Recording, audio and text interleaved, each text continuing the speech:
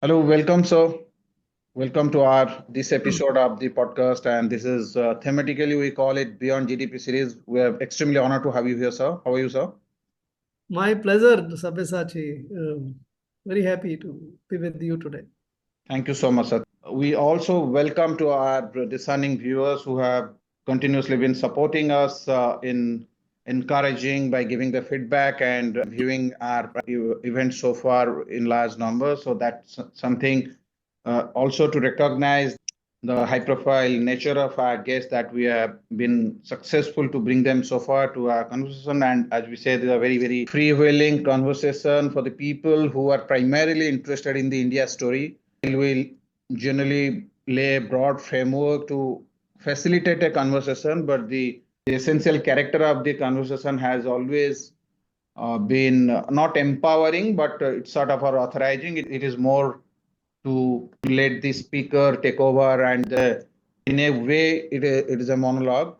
While we pick up issues, because we really, it's not a structured conversation in strict sense that we don't pre-agree the issues that we are going to pick up, because the kind of gentlemen we had so far, they all have been part of not just highest level of economic policy making, even otherwise they continue to inspire, influence the governance, policy making, the public opinions at different spheres.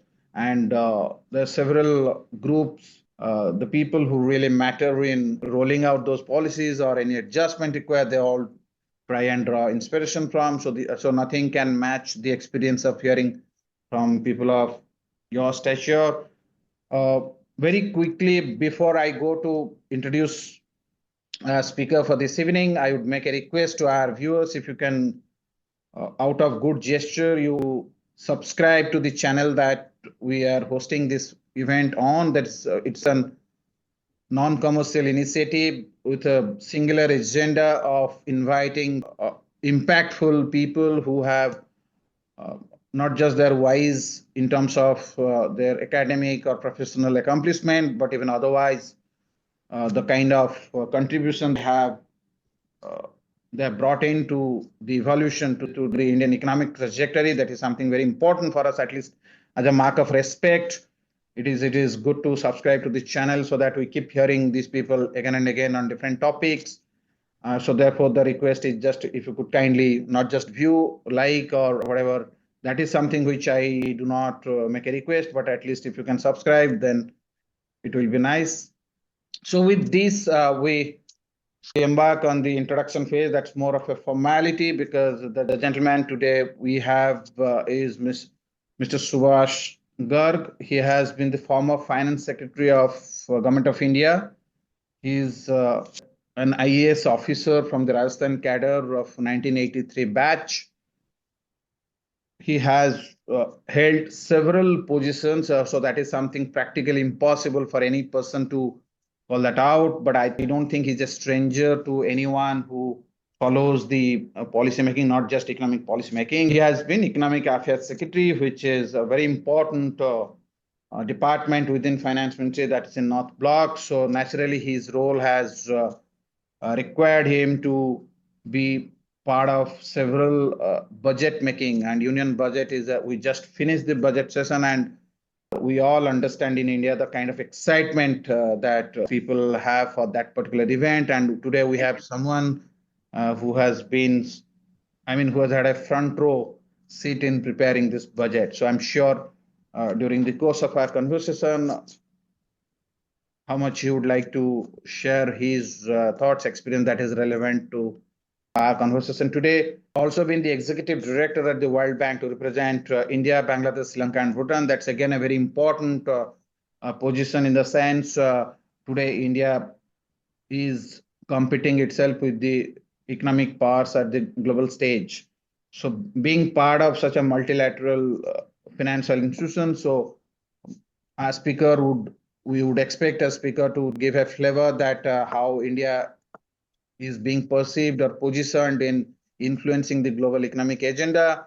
Again, it's purely his discretion that how much he wants to sort of, I mean, depending on the context.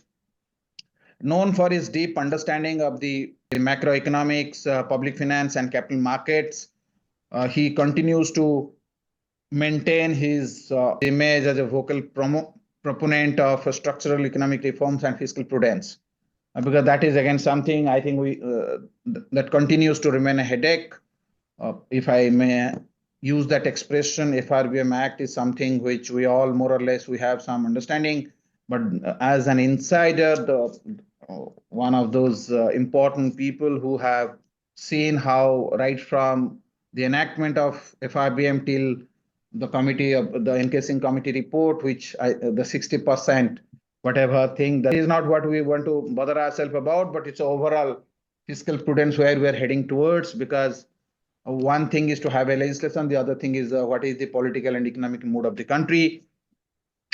He has authored several books, and one such book that I would like to quote here is The 10 Trillion Dream, which outline a bold vision and roadmap for making India a 10 trillion economy. That is something, the 10 trillion expression, the title itself is very not just catchy, even because that is something we all are obsessed about.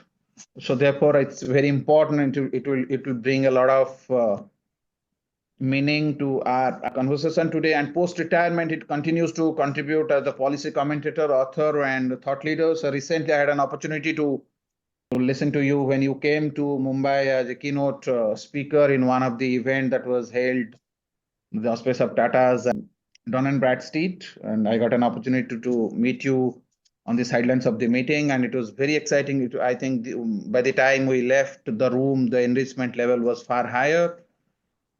He regularly writes and speaks on India's economy, digital currency, and those who remember during his Economic Affairs Secretary stint, you're chairing the interministerial committee that on the cryptocurrencies, fiscal policy and economic governance. Of course, that's the bread and butter for the senior bureaucrats within the North Bloc.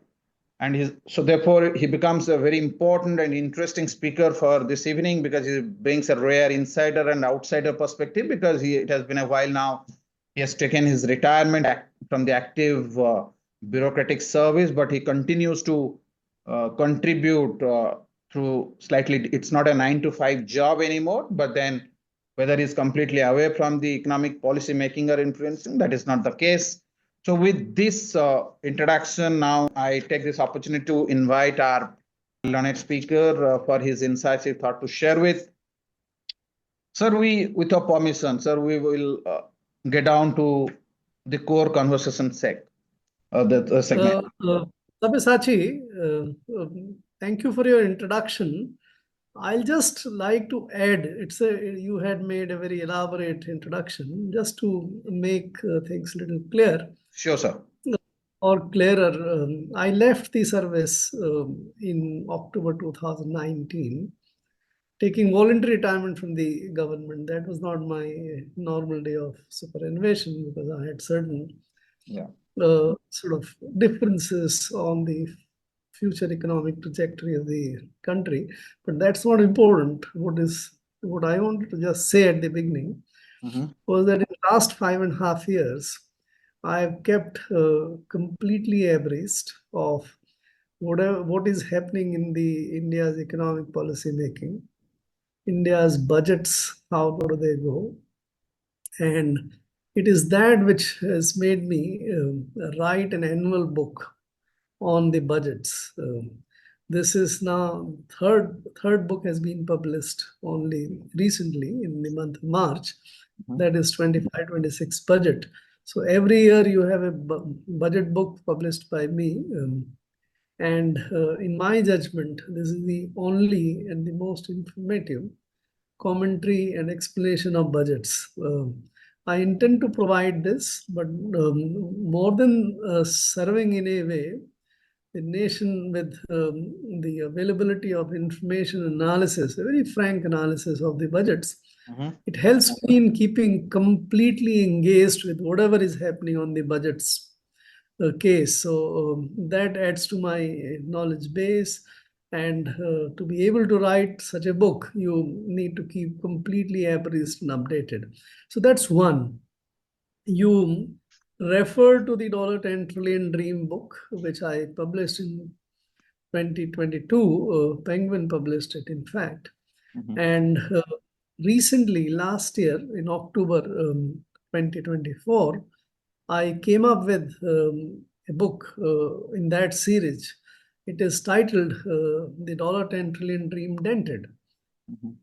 It is a 5-year assessment of Modi 2.0. You would find a very elaborate, very specific critique of the government's tenure for 5 years. There are lots of hits, there's lots of misses, but everything has been analyzed there. And I do this in the context of this $10 trillion dream because when it was outlined in 2019 by Piyush Goyal in the interim budget, I was the Secretary Economic Affairs and I had the opportunity to put this into the national budget. And that is where the journey of the $10 trillion dream started. And let's remember, this was not to be achieved in a year or two. This was set for mid 2035 or mid 30s, that is 2035. And therefore, one has to take a stock of what is happening on that front every 5 years at least, if not every year. And I do this job of taking stock of the progress or the lack of it towards that goal. That is what you would find in the book. The last thing which I'll mention is that I have written a book called We Also Make Policy.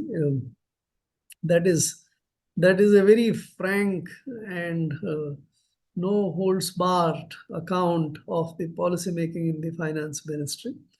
All the issues which you have raised, the budgets, the fiscal deficits, FRBM, economic capital framework of the RBI, and many others are discussed. So anyone interested in how actually the finance ministry makes policy is all there.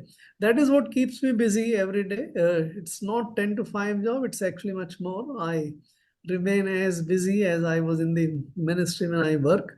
I get onto my desk at 9:15 and work up to 7:30. This gives me a lot of pleasure. This is really the best time in my life of learning and also disseminating.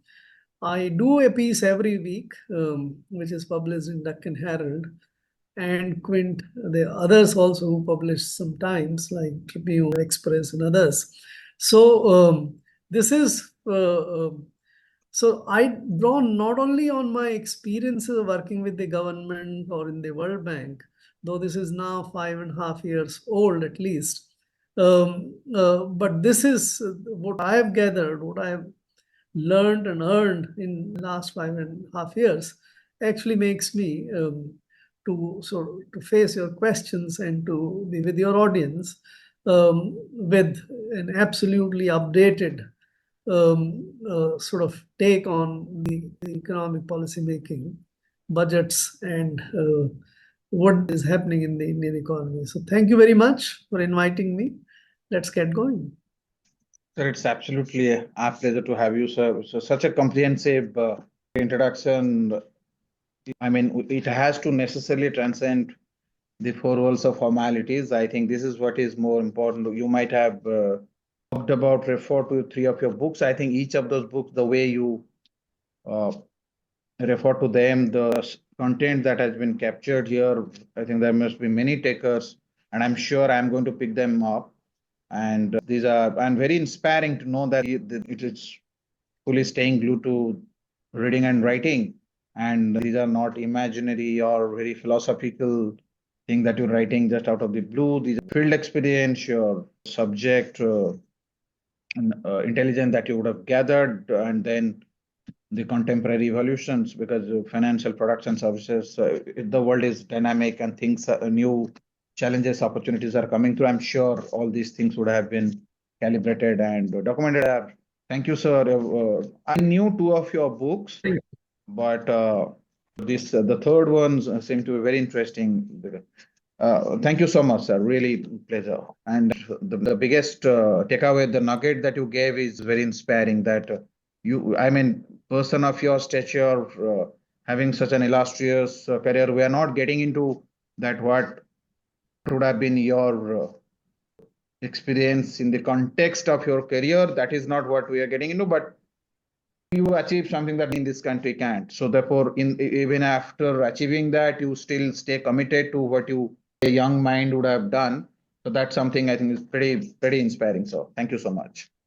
Sir, we start with the budget, and without making it very academic, theoretical, and I can't assume the legitimacy also to ask you a question on budget because that will expose my naivety. The core point could be the budget exercise is not an easy one. Not an easy one, not for an economist, not for a bureaucrat, not politically. And we are not getting into it, the obvious thing. In your view, sir, in your view, and I would request that you do not wear the hat of your finance secretary, economic affairs secretary, or the author, the who can be brutal, ruthless to talk. What are the balance between the political compulsions, economic logic, because there is an overlapping nature between the good politics and good economics, and the bureaucratic craft? Because these three forces they work together. They're intertwined. The interplay between them just can't be ruled out. So it is in that context, sir, how interesting it is, and it is very. I know it's not a very usual point of conversation, but if you can just, if you could kindly share these three factors, how because putting them together at one place is super difficult. Very interesting. I think that's the crux. There is a very large Indian economy in which millions of people work as producers, as consumers, as sort of middle men from connecting the consumers to producers. There is also a very large connection with the rest of the world through imports, exports, immigration, non-immigration services. And so there is this large, big Indian economy, which the budget tries to sort of draw from because all the taxes and the receipts which comes from the economy, and also try to influence the economic expenditures by what it spends and all.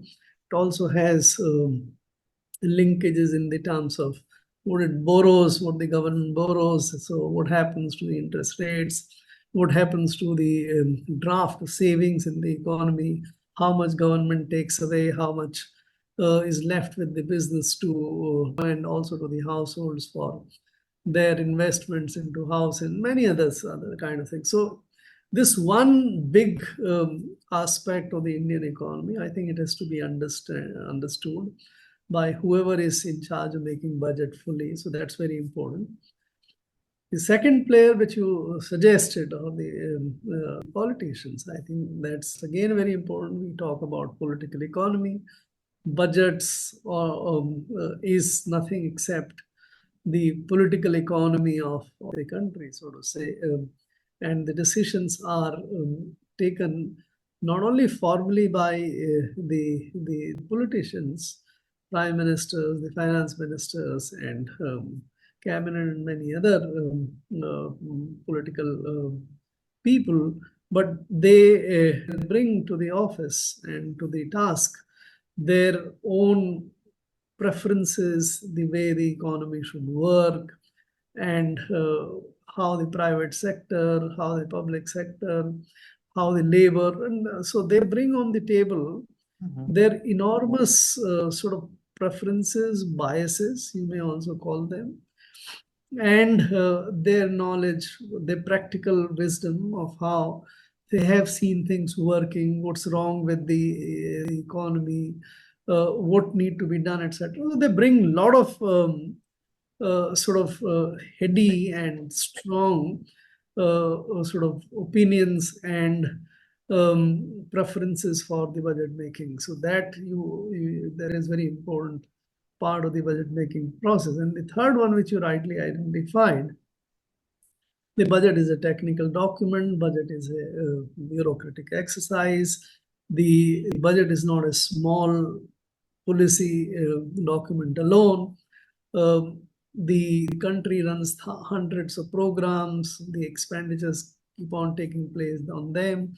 The country has a very large taxation structure, whether it's be income tax, corporation tax, excise duties, GSTs, and so on. The country also has a system which leads to a lot of non tax incomes from the minerals, from oil, from auction of the spectrum, and so on and so forth. The country also has a very large system of public sector, which yields you a certain kind of dividends, and where you have made investment, so this is a very large machine which need to be brought into the budget. That's not politicians. That is the job of the civil servants, who uh, do a very elaborate exercise. The budget making starts sometime in early February, early October, goes on for 6, 7 months, and navigating it through the parliamentary processes, finally getting approvals, appropriation bills, finance bills, etc. It's a very large exercise which the civil service or the civil servants have to get done. Now, that is where your question about how do these three things interact.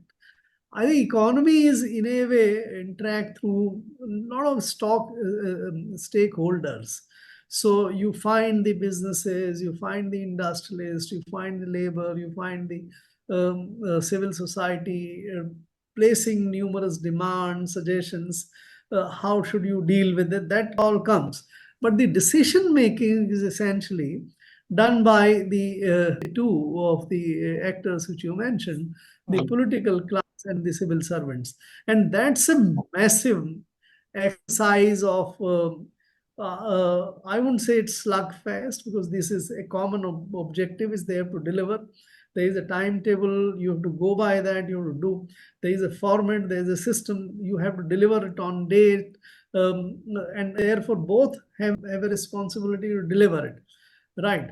But the exercise to bring sort of a consensus or acceptability on both the preferences of the political class and the civil servants' acceptability of a technically and financially and legally correct budget is what leads to. And with my experience, I've recalled many of those experiences in that book. We also make policy. Having worked with the ace finance ministers like Arun Jaitley, and also an impetuous but very emphatic finance minister like Nirmala Sitharaman. So you can see many of those things here, but I'll just illustrate here that at the end of the day, you need to work out something which is acceptable. In here, my take is that on the core political issues, ultimately the civil service has to make some compromise, even if it is not fiscally sound or acceptable. But for the rest of it, is politicians who will allow the civil servants to do. So if I may put it, let's say roughly 95% to 97% budget is what the civil servant will make it, the civil servant's budget. But 2 to 5% budget is what is the politician's budget. Right? Take an example. In the recent budget, the biggest item of the discussion was this 1 lakh crore of the concessions which were, or relief, whichever way you want to put it, were granted to the so-called middle class taxpayers. And finance minister herself is on record having commented in one of the post-budget commentaries, saying that it was difficult in this case to persuade civil service to finally accept it. That is, in very few words, Seema. And I can visualize the kind of discussions which must have gone, because you look at the kind of context.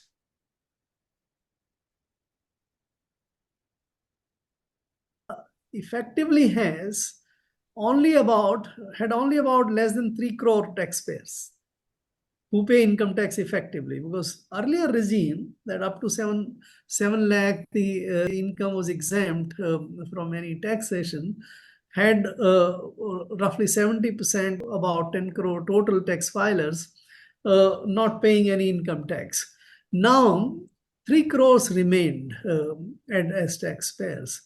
And if you raise it to from 7 lakh to 12 lakhs, as what she did, uh, there was a very clear danger that more than half of these taxpayers would also go out of the window. And India might be left with a kind of situation where less than 1% of Indians pay income tax. Now, that's not a sound base of income tax, a progressive income tax system anywhere in the world. So I can imagine what must have gone between them. But finally, I think the civil servants might have accepted, the finance secretary, the revenue secretary, the economic affairs secretary, that all right, if you see a very large political gain out of it, or if you ideologically believe that income tax is not a right kind of tax. I don't agree with that at all. I would have perhaps put in my papers on this issue, but that is what it is. I had a similar kind of experience uh, in 1920, before that interim budget. The government wanted to bring in a scheme which is now running called PM Kisan Samman Nidhi, right? And the bill was roughly about 85,000 crores to 1 lakh crore, some similar amount. The government wanted to give 6,000 rupees to then estimated 12 crore farmer families. So 12 into 4, 12 into 6 is 85,000 crores. And I knew that this, in addition to all that which we have been doing in the farm sector, subsidizing all inputs and also buying the cereals at literally the highest price prevailing in the world, giving another amount of this kind was not justified. So I had argued for substituting the existing subsidies, for example, part of the fertilizer subsidy or part of the other subsidies which are prevalent, that in that time, just before the elections, Lok Sabha elections of 2019, was completely unacceptable to the political class at that time. In fact, when I persisted with that line of argument, I was excluded from even the discussions regarding this. That no, this to be done. You don't. I have quoted all these things in that book of mine, and this was one of the reasons, besides some other, when I decided to put in my papers. So to summarize my response to your question, I think these are the three very, very important components of the decision making it takes. And as I said, generally speaking, except for a couple of very high political content kind of measures, the rest is a very technical exercise which the civil service is able to do. Thank you, sir. Thank you.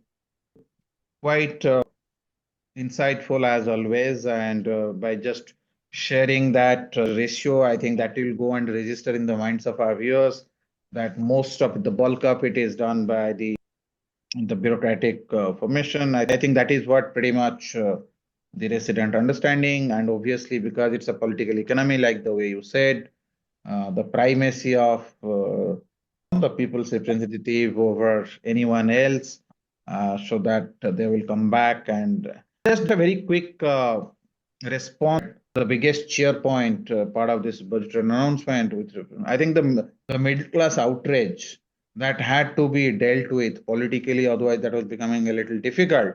But that said, there are I think the analysts they are sharply divided because we are not in a strict sense. Uh,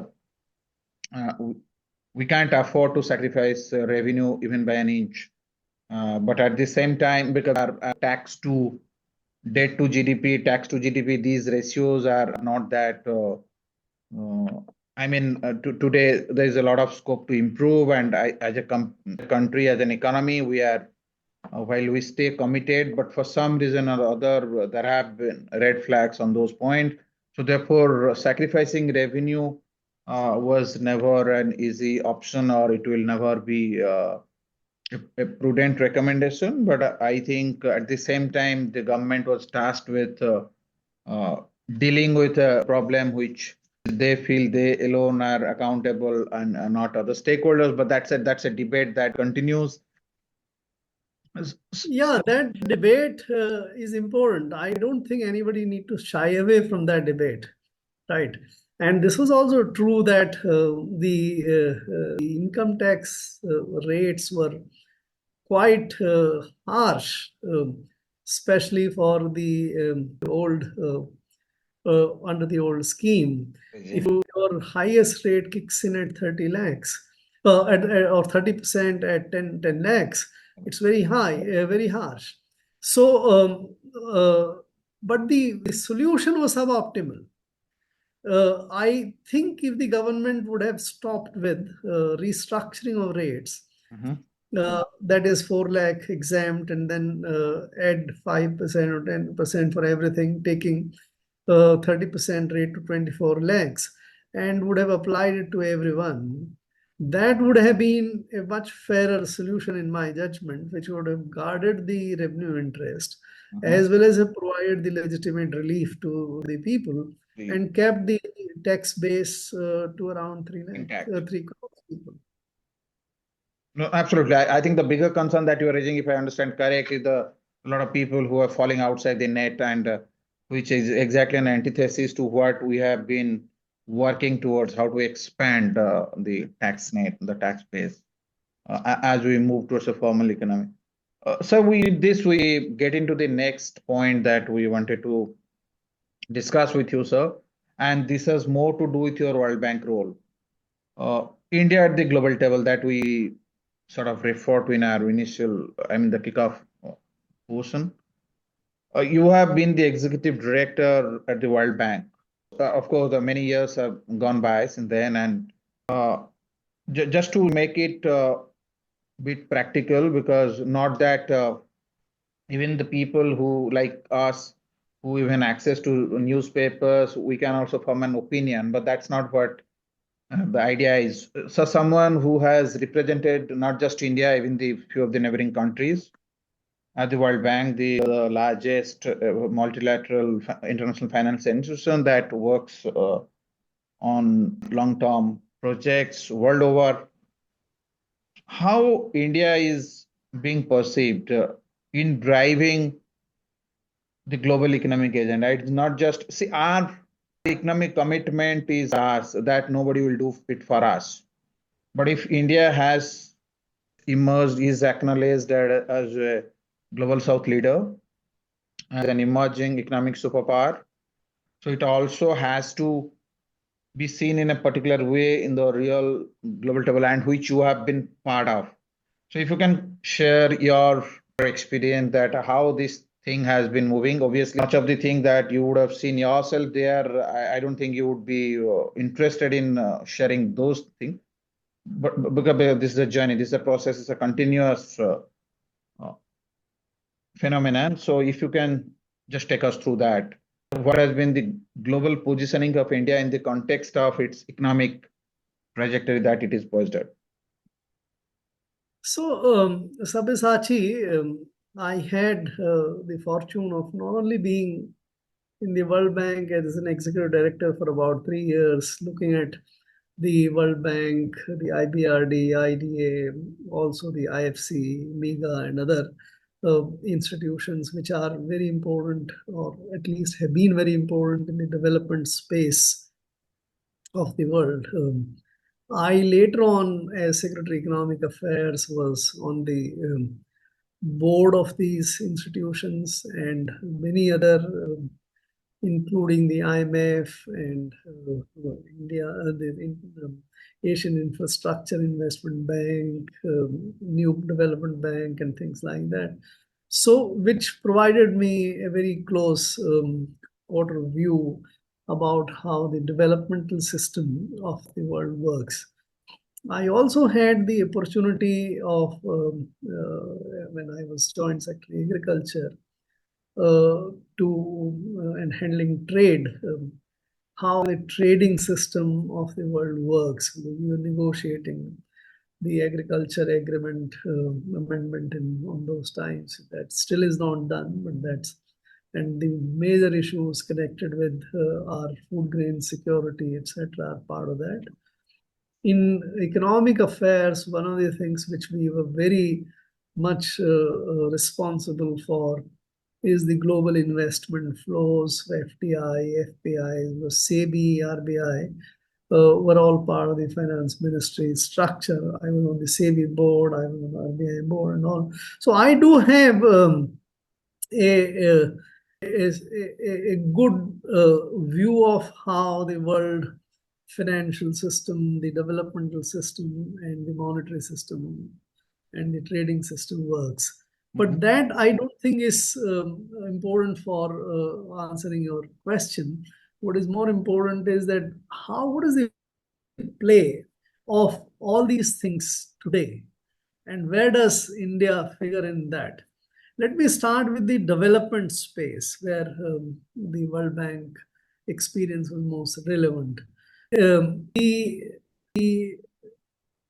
hope you're aware that there's been a global consensus or agreement that the developed countries would contribute about 0.7% of their GDP to a pool, and that pool would lead to investment in the equity of the World Bank, IDA, and many other things, as well as bilateral mechanisms for aiding industrialization, now environment, human resources, immigration, most of those issues.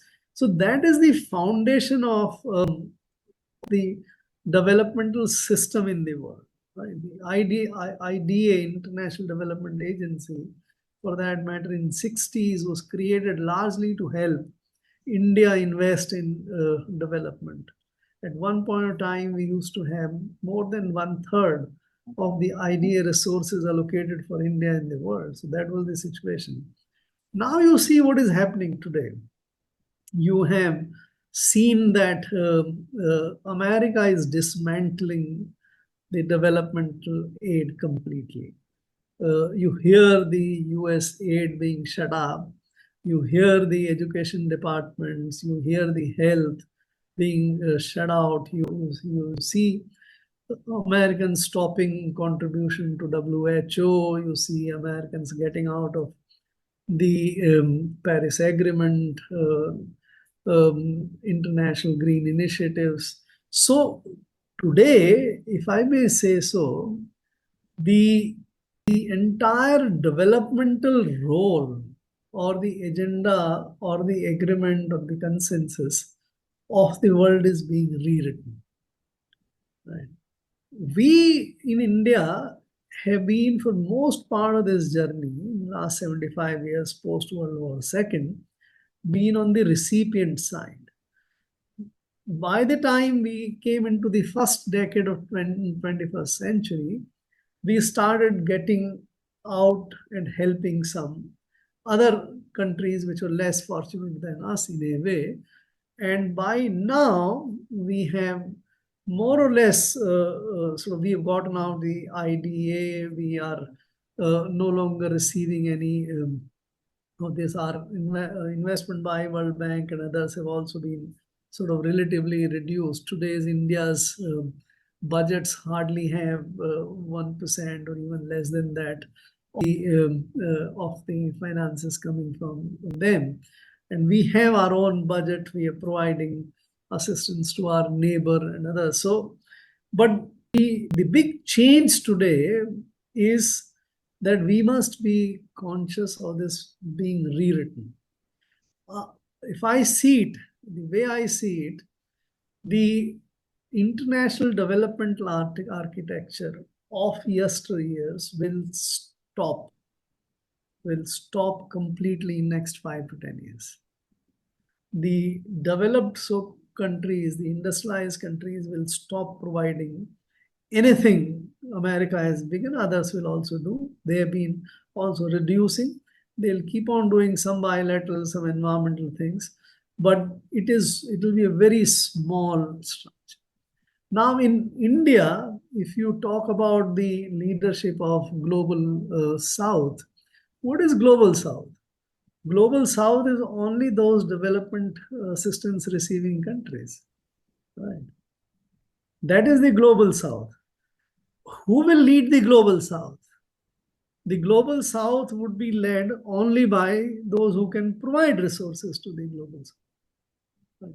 Or who can articulate their interests in the global forums. For example, whatever is happening now, the environmental assistance, if it is not available, with the America walking out, or the WHO becoming dysfunctional because the Americans are not providing anything, or the UN system in a way, or UNDP and others becoming, can we step in? Can we assume the leadership? Can we provide resources? Do we have intention of doing it? Or the Chinese will do it, or no one will do it.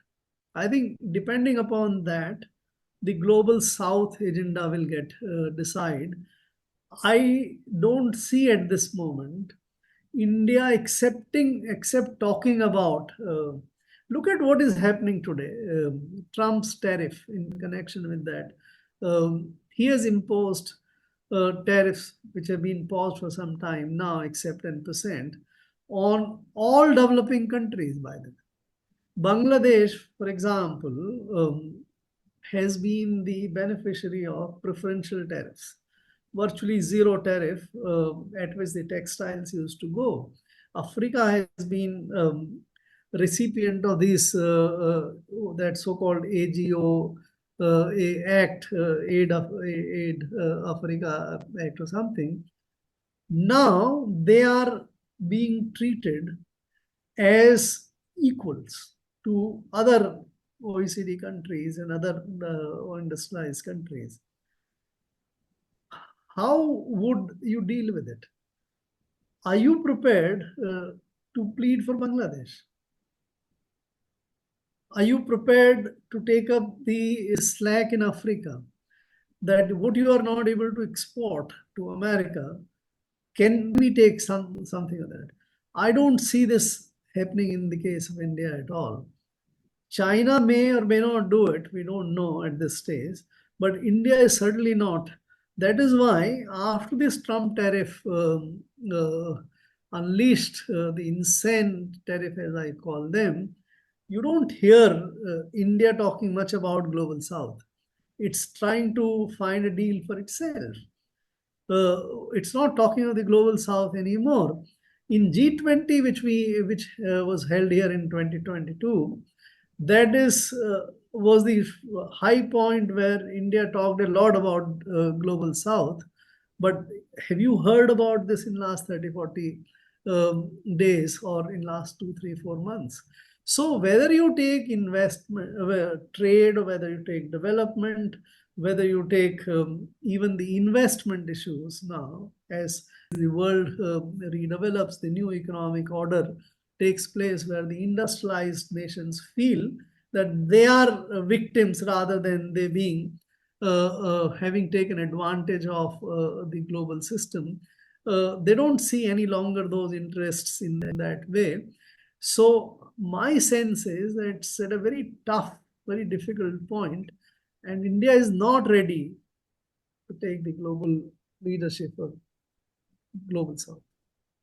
So that's a very contentious, rather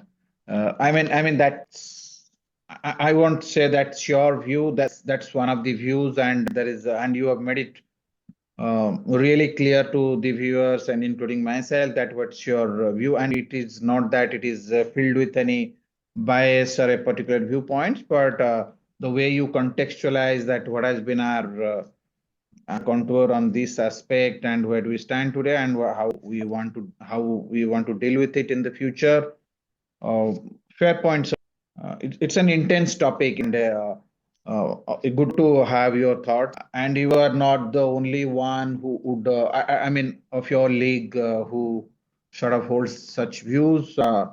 But yes, there are views which are slightly different in the group. I do not know whether they can back it up with what they believe in, but they might put forth a view that is slightly, not necessarily aligned to what we're discussing, but I think I am convinced the way you named few institutions which are very impactful worldwide, whether with, and these are very recent phenomenon where we have seen US pulling out.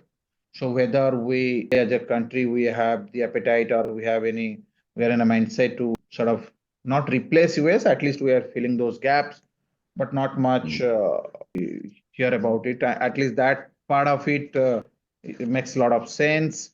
And that is something I'm hearing for the first time. That's a it's a novel thought that I got from you. So thank you. Sir, we get into the third point that in part of our conversation, that is jobs versus schemes.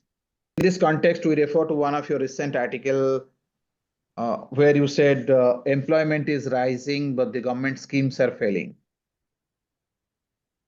Employment is rising, and we all know that most of our employment is in the informal shape, and we are in the middle of a labor reform that we committed ourselves a few years ago. There is a heavy dependence at the states. I think 31st March was the date they had to come back with a harmonized rule because the 91 reforms didn't provide for an explicit labor reform, and nobody is saying that why that was not done concurrently. But we all know, as a matter of fact, that reform was more on the trade, investment, capital, whereas the labor, uh, which is equally important for us because as a country who accounts for one-sixth of global population, and most of our workforce we keep adding every year, they just get employment in informal space. So in that sense, we have to recognize they are either vulnerable or they feel disenfranchised in the absence of a very robust framework that provide a sort of safety net to them so that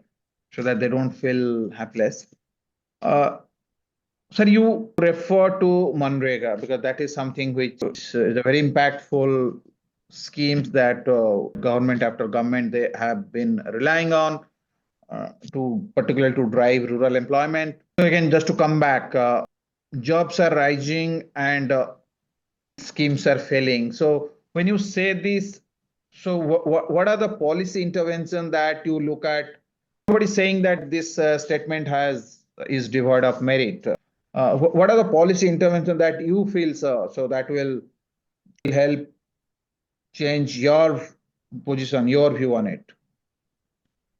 So Very good. I think this is one of the biggest and burning topic which will be relevant for next 5, 6, 7 decades. I think this is one subject which we must attend to very, very carefully and a long-term view in mind. But before that, let me comment on a couple of things which you mentioned and look at the reality of that.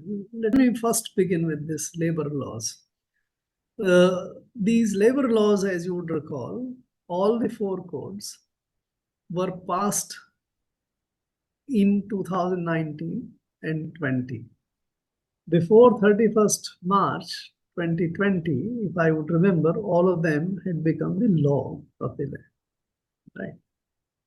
And more than 5 years have gone since then. These have not been made applicable, these have not become effective. So in a way, they are the approved national laws, but their implementation has not taken place, right? Now, this is very troubling question that for 5 years, the laws passed by the parliament, sent it to by the president, which had become sort of in a way the law of the land, are not being sort of Enforced. implemented, enforced. Why? So this question is asked of the labor minister, labor secretary many times. And the reason they offer is that they are waiting for some states to sort of make local rules for that. And if you look at the list very carefully, there are only 2 or 3 states which are still to do it. And that status is there for last 5 years. That status is not that only 6 months back all other states came up. All other states had come up about 4 years back.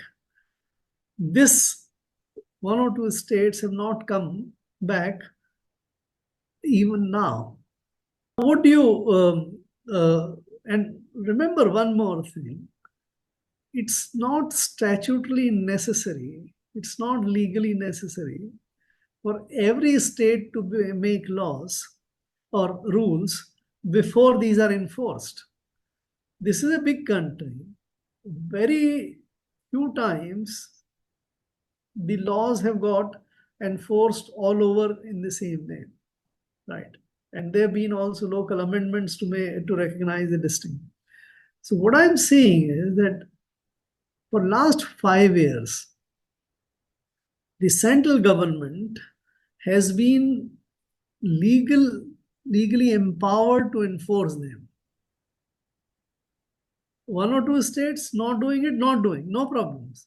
But rest of the country, it becomes, and by the way, even in those 1 or 2 states, as far as the appropriate government, wherever it is the central government, for which the central rule applies in that state, that also becomes enforceable.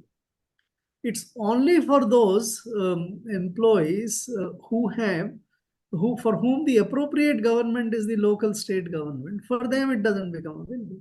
So be it. How does it make any difference? So I would squarely hold responsible.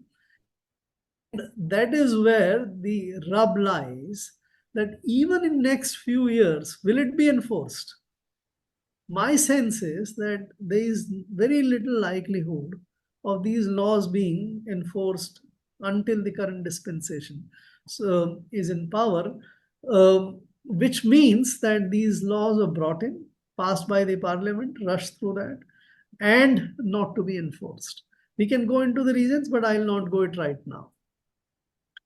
The other thing which you mentioned in the context of my article which I wrote, the PLFS, which we have in the country now for last 6 years, the Periodic Labor Force Survey, which is done to sort of find out how much of the labor force is there, how many people who are in the age group of 15 and more are actually in the labor force. That means they're working in the labor force, and how much of them are actually getting employed, and what is the residual unemployment rate. The PLFS tells us that in last 6 years, from 2017-18 to 23-24, about more than 16 crore jobs have been created. Right. That's a fairly impressive number. 6 years, 16 crores, more than 2.5 or 2.6 crores a year. That is massive. That is big, if it is true. That is where the question comes. You have, of these 16 odd crore people, you have roughly 6 or 7 crore who have gone back to work in agriculture. all of us know that agriculture doesn't need even a single additional labor. Agriculture actually needs to shed. We have massive 45% of our workers work in agriculture, which is nowhere in the world now. And therefore, most of the world has only 5% or less people working in the agriculture. Agriculture is no longer employment oriented. It's also a lot of mechanized and things like that. And in situation like this, you find more than about 5 6 crore 7 8 crore people going back to work in the agriculture with the LFR labor employment in agriculture ratio going up by 2 3%, right? There is another which disturbs me in a way. There is another category which has seen massive expansion, and that category is what is named in the survey as unpaid labor in household enterprises. Now, these are, as the title would suggest, unpaid labor. They don't get any wages. If you have, in a country like ours, expansion of employment in unpaid labor category, is that employment?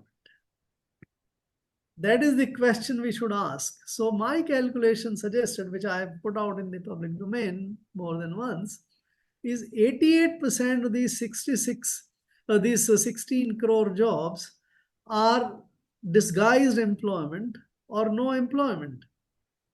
Wageless jobs are not jobs. Now, I come to the third point of this, which you raised, that if this is the situation, then you would find that only about 2 3 crore jobs have been created in the last 6 years, which is nothing very great. And what is happening with our number of labor schemes, which we keep on bringing from time to time? Last year's budget, if you would recall, July 2024 budget, was devoted to the employment linked incentive schemes, the internship schemes, and the skill development schemes. And the government said we will have 3 crores or 4 crores more jobs created through these schemes. Now it's about 10 months since that budget has been presented. Have you heard that any of these three employment linked incentive schemes have seen the light of the day? None of them has been enforced. By the way, these three employment linked incentive schemes were nothing but a copy of what we had earlier. There were two schemes, Prime Minister's Employment Scheme, and then there was another which was brought in at the COVID time, the Bharat Labor, I am forgetting the name of the scheme, but two schemes, where you pay about 24% of the wages as provident fund contribution. That is linked to creation of employment. There was nothing intellectually very different to do in notifying these schemes.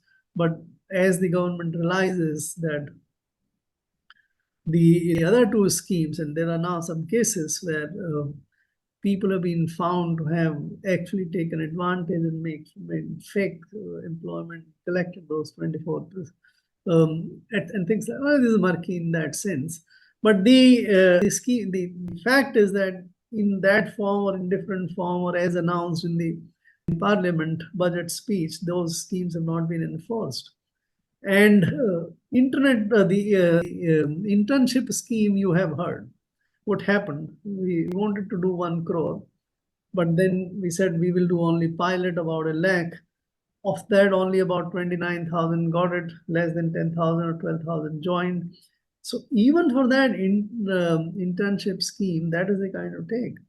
The second pilot is now in process. We don't know how many of them, but one notification or press release said that about 1.5 lakh have applied. Ultimately, last time it was 6 lakh who applied, but ended up with about 15,000 getting this. Now this time, if more than 1.5 applied, what happens to? We don't know. So there is a very poor state. You have schemes after schemes in labor, but you don't have employment, real employment. I am talking not the paper employment. And the last thing I will comment about on this, you raised the MGNRA. That's a scheme which is a safety valve. That if you don't get any employment, come over here. There is no reduction in the demand for the MG Narega, despite the fact that there's been sort of attempt to reduce the intake. Some states don't receive the funds. But that situation brings me to the final point which I want to make, which I said why it is relevant for 50, 60 years. See, the world has changed and it's changing very fast. Mm-hmm. In agriculture, everyone was doing physical labor. In industrial era, a lot of people worked in factories, but slowly, those things getting automated, people went out of the.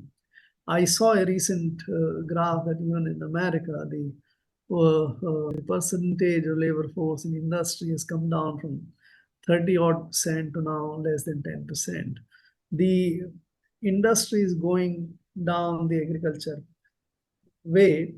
A lot less people would be required to be sort of employed in industry. That is where the slack came, and services employed a lot of people. Now, with artificial intelligence substituting most of services jobs. I don't say, I'm not trying to create any scare. There would be many more new opportunities which will emerge, like in the case of agriculture. When agriculture jobs were dying, industrial jobs came in. When industrial jobs were in a way on the slide, the services jobs came up. So a lot may happen still. But what appears quite certain is that with the mind jobs or intellectual jobs also going out with AI getting automating virtually. You hear now that even the programming for software programs now, GitHub guy was on the television yesterday or the day before saying that 60% or 70% of the programming is now automated. So we should see, I don't think we should be worried, because what is the biggest reassuring job thing is that despite so less labor being required to produce goods and services, the global GDP keeps on going up. There is now literally no scarcity of food, no scarcity of the industrial goods. There is no scarcity of services. So as far as human needs of consumption are concerned, they are all met very well.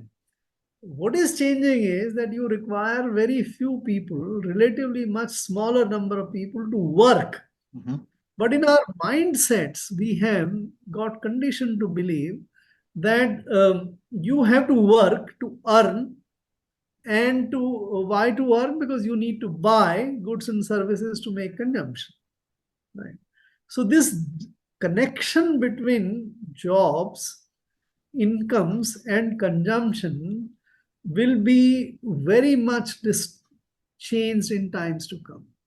I keep on saying this, give this example. We don't, a lot of things nature give you free of labor. You don't have to work for it. No labor is required for getting sunlight or air flow or water or the raw materials, etc. The nature is giving it to. In times to come, most of the goods and services will also be produced in a manner where you don't have to work for it. Now, can we create a economic and budgetary and redistribution system for that times? It will require two things to be done.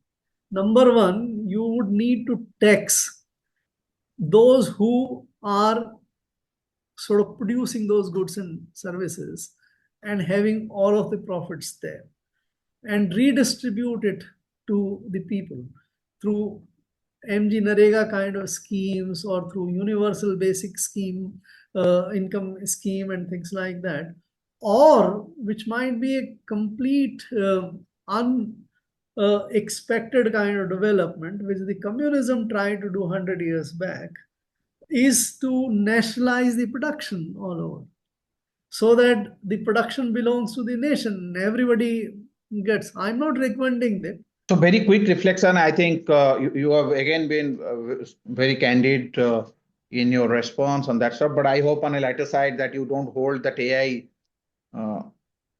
taking away or impacting jobs. Also, the government of the day is not held accountable. That's more on a lighter side. I think your response has been very comprehensive. As a career bureaucrat, you would have seen how the laws are made and what are the factors that are taken into account. Obviously, I'm in no position to rebut or reject, the idea is not to defend anyone here. But I think one benefit of doubt might be given that in our structure, I'm referring to the federal structure that we are in, labor originally a state subject and in the division of power. But you brought a very practical aspect that you said, because what we know, even if in a concurrent subject, in case of a repugnancy, the central law prevails over. So we have seen that there are many states have a gratuity act, but the central gratuity provision, if it is beneficial, so that will prevail over. So if the idea, if there is enough political will power, so things would have moved to that. That has been your core point. But we have also seen that that how the Indian judiciary has responded when there has been what they call the union overreach. But that's a subject. I think we leave it there. That's your view, and there is nothing to disagree. This No, you Sabyasachi, have been I just need to make a point here. sure. I am actually no fan of these laws. In fact, these laws are grossly inadequate in my judgment that I have written extensively in those my books. The only point I wanted to make is that the central government decided to bring those laws on its own. No one forced it. It got it passed, but it's not enforcing it now. Absolutely. No, fair point. That's Fair point. Absolutely. that's the only. Yes. Absolutely. Yeah. Your response was more on the mechanics of enforcement. I mean, if a law was passed, obviously the intention was to, make it forceful. I get that. So thanks for the clarification. And quickly going back to your involvement as the trade secretary, the joint secretary agriculture. mm, that reminds me, though my reaction is a little late in the conversation sequence. India, at some point in time, they invoked the peace clause because of the rice subsidy that we breached. And while we got relief, but at the same time, it's a partial relief because the other members, which includes Japan, US, and even EU countries, that they also wanted access to all other areas where we are giving subsidy. So therefore, in that sense, I mean, today's mandate is not to discuss comprehensively what is India's experience with the WTO journey, but I think the 95 commitments, there are many people who have, there are many players outside India, they have conveniently forgotten that what are their commitments, how the developed countries are committed, that the emerging countries, the developing countries like us will have the power, I mean, will have the choice to pick up the tariff or even the way they could have been given some room. So I think those things have become sort of failed commitments. Here, Sabyasachi, it will be interesting to watch how India deals with the Trump's demand on agriculture side. Absolutely, absolutely. And just before Trump, on a realistic basis, nobody can deny. In an integrated world, the order that we live in, the avoidance of a tax of that kind is not an option. But whether the other view is whether that is being used as a smoke screen to prevent the export from the developing countries. And so that is where, there are counter views that are emerging. So, but we all know that it's not there's no straight line thinking, or the world doesn't think in the same direction. Absolutely insightful response on the question that we had for you, sir. So now we quickly move into the dollar issue that we have discussed. The de-dollarization you already referred on your own part of your, I mean, so therefore, so if we can just move to another important aspect that keeps bothering us, and whenever I get an opportunity to engage somebody of your kind, when I say your kind, the people who have been part of policy making, the freebies, what I call the wasteful expenditure, the federalism and the fiscal discipline. Freebies, without wasting anyone's time here, that goes and vitiates the quality of expenditure. Recently, I got an opportunity to have a similar conversation with Mr. Montek Singh, where he was telling freebies, many think that it is free, which is not. And once the quality of expenditure get, obviously that goes and disturbs the reforms that we all intend to carry out. So how do you see, sir, there is a competition among different players that who can come up with a better freebies, or because that's a convenient tool to reach out the constituents, and no one should take a moral ground that they're not guilty of it. So it is in that context. How do you see this populist policies that is being rolled out? Whether it is ahead of election, or even there are many states who have sort of institutionalized it, that has become an article of faith. That's a like interest is a given expenditure in any budget. Similarly, the freebie, I think that has become a permanent feature in the budget. It is no more just a political declaration. It's become like a state's expenditure. So how do you react to it, sir?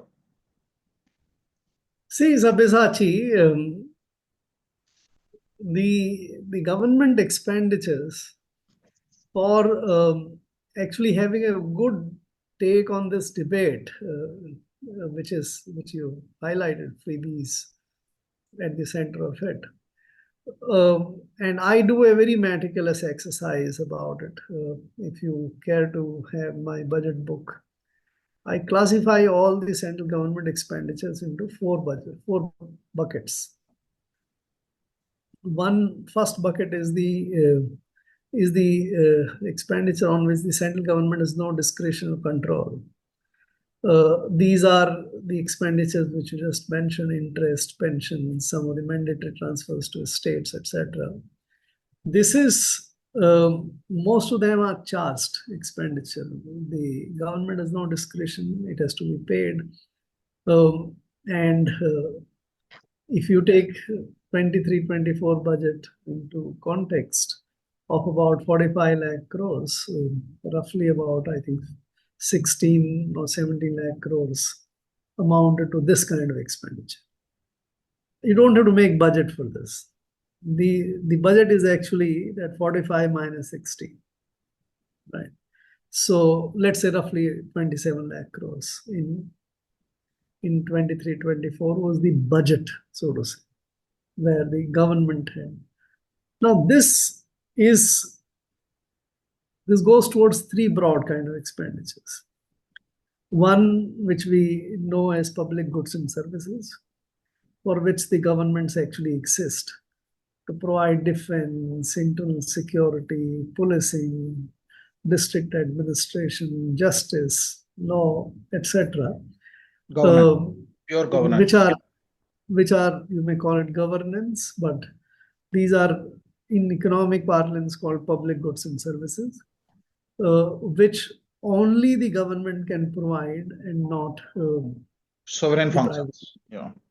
the sovereign function, so to say. And that is primarily the justification for the taxes, because you pay for this by taxes collected commonly rather than for consideration you pay, right? So this is one set of expenditures.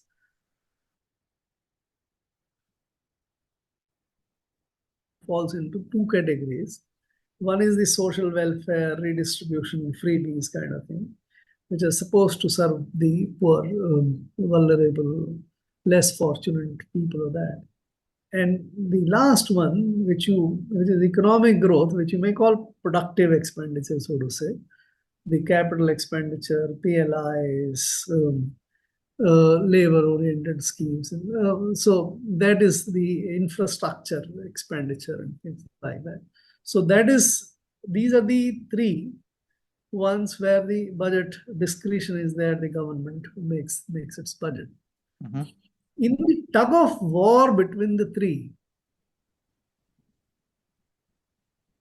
unfortunately, the most essential function, the public goods and services, gets most neglected.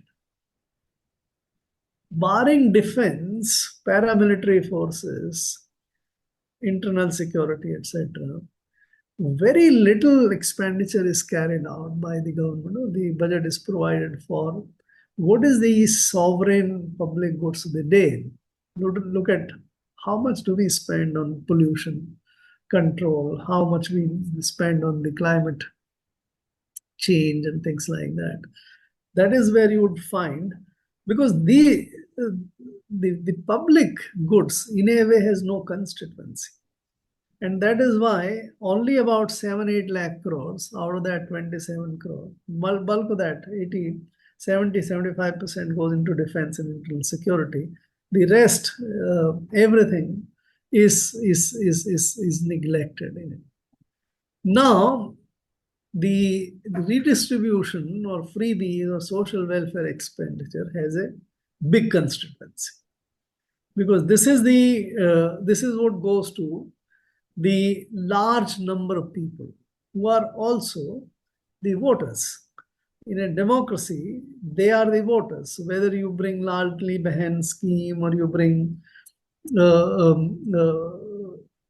pension schemes for them, or you have PM Kisan, or you have in a way Narega schemes or scholarships and many things which go, or food subsidy or fertilizer subsidy, making food cheap and fertilizer cheap, etc.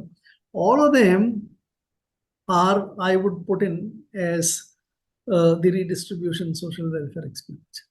In my judgment, most of this expenditure cannot really be called freebies.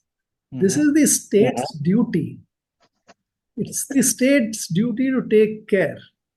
Unfortunately, these people have no voices.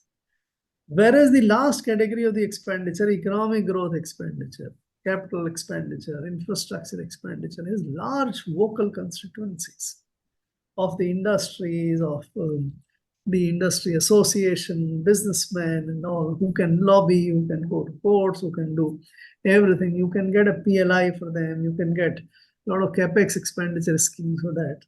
So I'm not saying those are unproductive. Those are valuable expenditure, but they have big voice. Whereas the social expenditure are bereft of the voice, except the politicians who, for in their own interest to appease or please the voters, plead for it. Absolutely. Now, I am willing to join anyone in the debate to see how much of India's expenditure on redistribution and productive and the expenditure on capex has been, which one is good. The implicit assumptions many times that the capex is good is thoroughly wrong. The government has invested about more than 3 lakh crores on BSNL, which has seen its share of even the telecom market, fixed telephony also, going down to less than 10%. What is this big expenditure actually serving the public need? And there is no one to use those connections. You may provide them free spectrum, you may provide them for the pension of the staff, which is not necessary or whatever. or for voluntary retirement, which is a very, very, very sort of luxurious, if you can call it, right, very liberal. Or if you spend, let us say, money on railways. In the normal course, the railways expenditure should be productive. But we have spent lakhs of crores in last 4 years. We have spent about 7 to 8 lakh crores on railways. But look at what happens. The passenger keep on getting down. Today's passenger in 23-24 or 24-25, the passenger were not as much as even 2018-19 in numbers. Forget about proportion. They keep on losing. So what is this expenditure achieving in terms of productive? Can you call it productive? Or for that matter, I think when it comes to social welfare and redistribution expenditure, we need to do a very good job of sort of restricting the benefit to those who deserve. Take, for example, the food subsidies.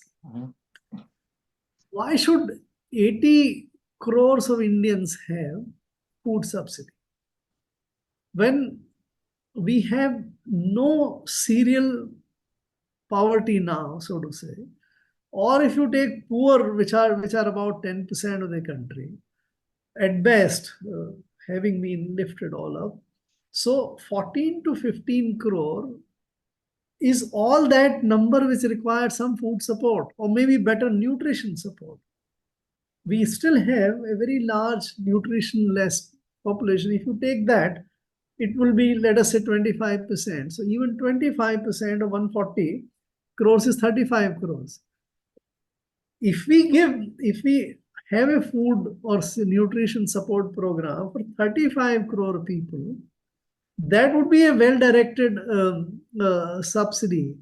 But for the rest, what we are doing is literally freebie. So in social space, if you can plan, but that is where the earlier part of our discussion, that the politics comes into being.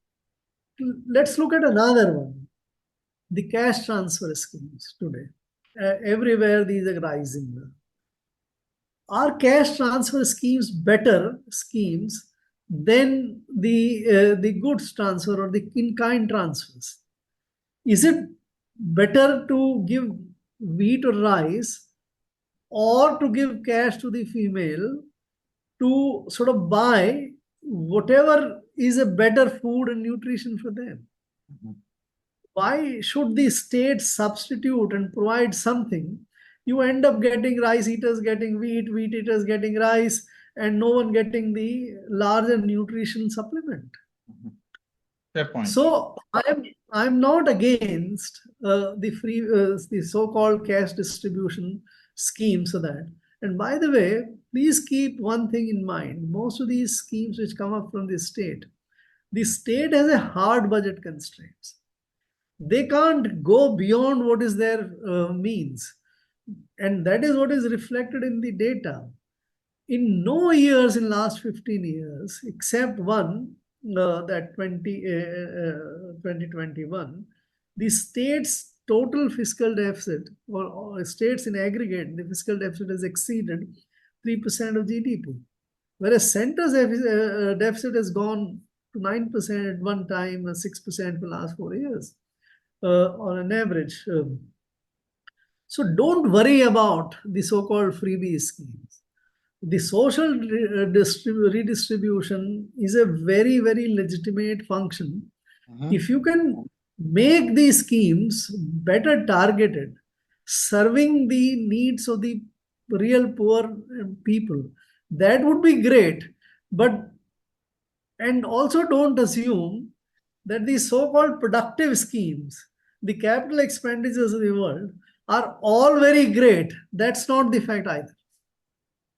Absolutely. Quick comment, the 80 crore thing, it's a very emotive issue otherwise.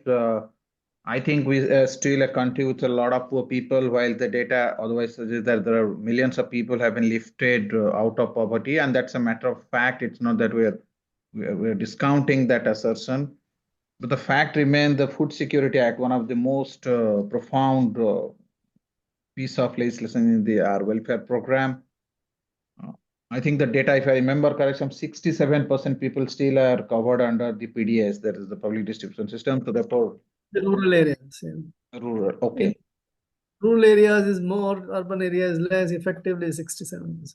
67%. So therefore, 67%, if they're under PDS, even when we have a food security program running, I think there are a lot of people who need help even for their basic sustenance. That's not a very happy state of affairs, but that's a fact we are concerned about. By the way, Food Security Act never provided for completely free food. Yeah. No, no, The free food is the purpose free objectives food are. is a recent phenomenon. I agree, quite agree. So that you are referring to the lobbying, the people who have a higher voice, absolutely uh, irrefutable observation. But just to not to trivialize, I think the whale that makes the highest noise that get the oil. Even a baby doesn't get milk without cry. So therefore, if the people having the ability to make noise, they're the ones who receive the best. But on a I have serious. no I have no problem with these lobbyists making noise, Mhm. but to couch that as the productive expenditure and the willing listeners accepting that as an argument, and those who are not able to shout, who are very widely dispersed, poor, their voice not getting or getting categorized by courts, by others, politicians in general, while they are not speaking of their constituency as something which is freebie or rabdi. I think that is what is not correct. We must No, absolutely. evaluate. I think the way you put that framework by calling out those four buckets, and that's how you built your argument. So what was in your mind, that was at least personally, it was clear to me. You didn't come with an agenda on this topic. You were talking of more on a fair balancing that one should not happen at the cost of the other. And as a country, I think we cannot categorize ourselves whether it's a pure capitalist or a socialist thing. They have to coexist. These disparities we inherited, right? So it has been in existence for long. Even before 91, before 69, the bank reforms, I mean nationalism I'm referring to. One last question we wanted to do, if that is fine. Okay, okay, It's okay. on the disinvestment. I think you partially touched upon it. So just ahead of budget, you wrote a piece where saying that this is a big opportunity for the Modi government to reset the privatization program. Has that been a disappointment to you because there was no major announcement part of the Union budget 2025 on that side? So how do you respond to it, sir? So I think this is simpler in the sense that the government has decided to abandon privatization. There is no provision, there is no talk, there is no proposal. So the privatization agenda is dead. Disinvestment, of course, is crawling slowly, slowly. It will keep, but it's a pale shadow of what even this government had done in 17, 18, 18, 19. Right, those 2 years it exceeded 1 lakh crore receipts in disinvestment. Now it does 10,000, 15,000, 20,000 at best. So I think this is, it's not been ideologically explained at any point of time that the government is ideologically opposed to disinvestment. Though at official level, sometimes you find the officers trying to justify by saying that we are for better management of public sector asset rather than disinvestment. But that's a very lame excuse. Mhm. Um, Privatization and disinvestment is actually intended to make the public investment much better and more sort of sound of that. Wherever you are not in a position to run that like it was done in the case of Air India, rather than losing 8,000, 10,000 crores a year and providing very shoddy service. and not able to expand your network, hand it over. This is for private sector too. Hospitality, airlines, these are the business for private sector. No, there are many of over 300 enterprises still in the government space. Many of them don't deserve to be. You can never manage them better. It's the only way to manage them better is to let them go. So I don't find any ideological justification. It seems to be more of a tactical kind of thing. That chodiye, this there's always controversy, or there something or the other better things are to be done. In fact, the government has expanded far more investment in public sector. This is ironical, but this is a fact than disinvestment. So I think a short answer to that is this agenda is dead. Absolutely. I think before we sign off, before we let you go, this reminds me of one Mr. Chidambaram. I think there are many other who say that the business of the government is not to do business. So better they stay. I think they should do what they're good at. That is sovereign functions. I think part of your discussion you touched upon. But it has been exceedingly insightful session. It's a sort of masterclass for all of us. One may not agree with the view. I'm not saying the views are strong or the views are biased, but the whole idea was to get your thoughts on the issue that we all are interested in. I think it has been.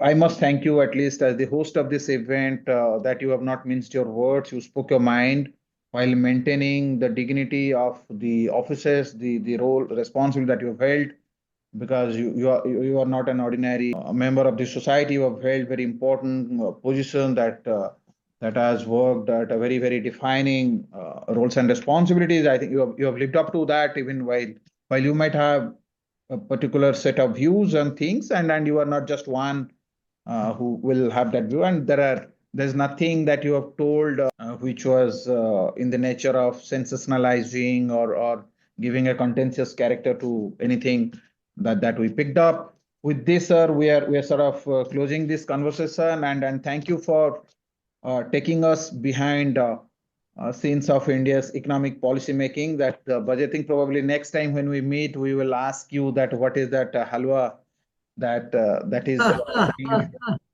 and where the genesis of that, because that's very interesting. At least during budget, some of the papers they talk about it.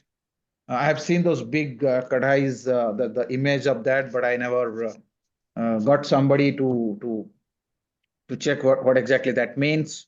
So right from crafting the union budget to navigating the global financial institution, and it's not that I'm getting wiser after the event. It's good that you said the World Bank reference I gave, because I was very apprehensive that if I start listing out all your roles, you will get into a boredom. You said, what is this? If the idea was to sort of introduce you, because these all are not easy even to introduce me, it would have taken good 15 minutes. And but good that you very concisely you gave a flavor to our viewer that what you have been part of your long distinguished career. And you also touched upon the sort of domestic reform that we all are driving. It's a the chronicle that spans over multiple decades. That is something which you brought part of your discourse. And I must say that your insights offer both clarity as well as candor, because that is what something that we all desperately need in today's economic discourse. Otherwise, things are amenable to distortion. If something is said on something, people are, instead of getting into the context, getting into the background, we all start forming opinion who said what, how. So I think that is where your thoughts have been very useful for us to sort of refine understanding, because we are not a country known for, I'm sorry to make such a not so positive statement, I don't think we are known for having critical thinking. We get carried away more by emotions, the public outrage, or a public opinions. So therefore, that sense of discerningness is relatively less, but that is not something that's a negative. Probably, going forward, that would help us, because in a have to give room space to diverse views. So therefore, I can't say that my view is the only view. So therefore, that's how we have to be. We have to experience the democratization of thoughts and views. And it is very heartening to know about all your three books. While I might have quoted the 10 trillion on the 2047 book, uh, such things. This also reminds us that policy reform, these are not just paperwork. It's a vision, strategy, and the courage to make tough calls. And that is what was coming out of when you were responding to few of our questions. It is not that you are rejecting outright without a logic that what is being done. Rather you are suggesting that what could be done differently to achieve the better results. So with this, we also take this opportunity to not just thank you to our learned speaker. We also thank our listeners. I'm sure you found this episode insightful. And don't forget again to repeat, to subscribe, share, and send us your feedback. In fact, in the social media, when we post this, you can tag to our authors for a larger public outreach. And then let us keep questioning, keep learning, and let's stay curious. That's something I think that will only like if Mr. Garg at this with this experience, he can say that from morning 9 to evening 7, he keeps himself busy in reading, writing. Therefore, people like us who have at least me, I can't speak on the behalf, not even fraction of knowledge that I possess. I think there's a lot to do on my part. Thank you, sir. It has once again. Thank you so much for your time. Uh, uh, You joined us. Let me also thank you, Sabyasachi. I think this has been a very good conversation. I liked it very much. And as you said in your closing remarks, I think we need to revive our great tradition of critical thinking. I think India is known for it. If our ancestors had such a massive discussions, speculation, philosophical thought about what is reflected in Vedas, what is reflected in Upanishads, etc. I think India was the land of critical. I do have sympathy with what you said. We might have lost it a bit, but it's not gone. Buddha's time also, you had massive critical thinking in the country. We need to revive that tradition. And it is in that spirit I study the subjects, I try to respond.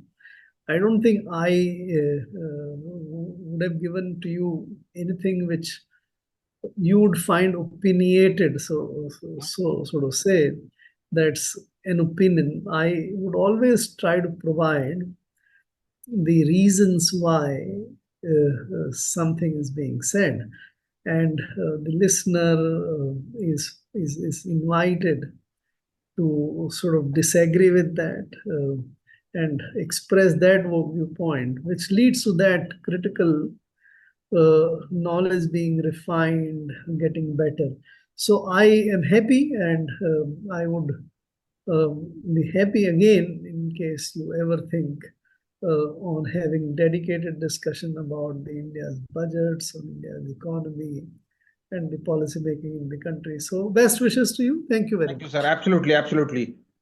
Yes. I think our tradition encourages us to be obedient. We listen to the elders. We respect the text, but at the same time, the Charvak school also we don't our knowledge tradition that doesn't train us to get into useless arguments. But if so long as there is merit, it brings refinement, as you rightly said, just borrowing your term.